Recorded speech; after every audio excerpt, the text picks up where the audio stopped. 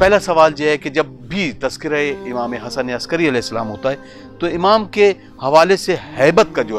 वो है, तो इमाम की हैबत का तज़किरा किस तरीके, किस उन्वान से इस प्रोग्राम के ज़रिए आप तमाम नाज़रीन तक पहुँचाएंगे? तो मैं अर्ज़ करूँ कि जो हैबत है या जो सिफ़ात हैं वो सारे आइम्मा में बराबर हैं, लेकिन वक्त और हालत के तकाज़े के तहत हर एक के इजहार का मौका अलग अलग है। क्या कहें, जैसे बहुत अच्छी बात, शजात के इजहार के लिए जो मौक़े जनाब अमीर को मैसर आए वो दूसरे इमामों को नहीं आए। सबसे पहले तो हम ये जानना चाहते हैं कि इमाम की विलादत की और आपकी जिस तरीक़े से विलादत की तारीख़ है और शहादत के हवाले से आप मोमिन को बताएं कि आपकी विलादत कब हुई और शहादत कब हुई। इमाम हसन अस्करी अलैहिस्सलाम 10 रबीउल सानी, बाज़ रिवायात में 8 रबीउल सानी भी आया है,